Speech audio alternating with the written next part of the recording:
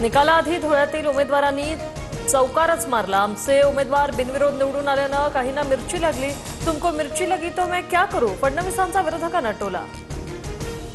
आता आपले नगरसेवक बिनविरोध आले तर काही लोकांना मिरची लागते। तुमको मिरची लगी तो मैं क्या करू। पिंपरी चिंचवडमध्ये भाजपकडून नियोजन शून्य कारभार, त्यावर बोललो। संपूर्ण भाजपवर टीका केली नाही, माझं वक्तव्य फुगवून दाखवण्यात आलं। भाजपवरील भ्रष्टाचाराच्या आरोपांबाबत अजित पवारांची स्पष्टोक्ती।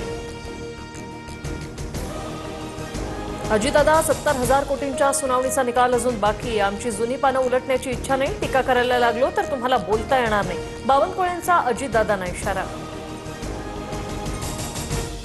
वीर सावरकरांचा विरोध आम्हाला मान्य नाही, अजित पवारांनी सावरकरांचा विचार नाकारण्याचं कारण नाही। मुख्यमंत्री फडणवीसांचं भाष्य, तर सावरकरांच्या विचारधारेवर अजित पवारांचं नो कमेंट्स। अजित पवारांना सावरकरांचे विचार मान्य करावेच लागतील। आलात तर तुमच्या सोबत, नाही तर तुमच्या विना, आणि विरोधात शिरलात तर विरोधात काम करू, आशिष शेलारांचा इशारा। कुणीही आमच्यावर जबरदस्तीने विचार लादू शकत नाही, महायुतीतील नेत्यांनी अशी विधानं टाळली पाहिजे। सुरज चव्हाणांचं आशिष शेलारांना उत्तर। राज ठाकरेंच्या मुंबई उपनगरातील 20 शाखांना भेटीगाठी, तर उद्धव ठाकरेंकडूनही कार्यकर्त्यांसोबत संवाद दौरे सुरू। शिवाजी पार्कवर 11 तारखेला ठाकरे बंधूंची जाहीर सभा। मनसेतील नेते फोडण्याचं उद्धव ठाकरेंचं षडयंत्र, राज ठाकरेंनी पक्ष उद्धव ठाकरेंकडे सरेंडर केलाय। भाजपमधील पक्षप्रवेशानंतर संतोष धुरींचा आरोप, तर तुम्हाला ओळख देणाऱ्यांवरच आरोप करतायत, पेडणेकरांची टीका।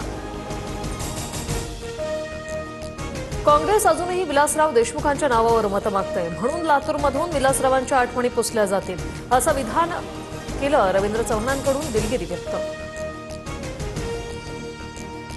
पुस्तकात लिहिलेली नावं पुसता येतात, मात्र जनतेच्या मनामनात कोरलेली नावं पुसता येणार नाही।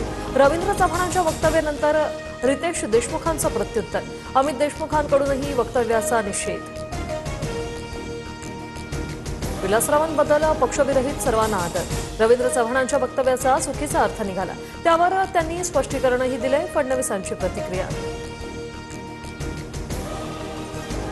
छत्रपती शिवाजी महाराजही पाटीदार समाजाचे होते, भाजप मंत्री CR पाटील यांचं विधान वादात। शिवरायांना गुजराती करण्याचा प्रयत्न राऊतांनी फटकारलं, तर राऊतांना अफजल खान प्रिय नवनाथ बन यांचा पलटवार।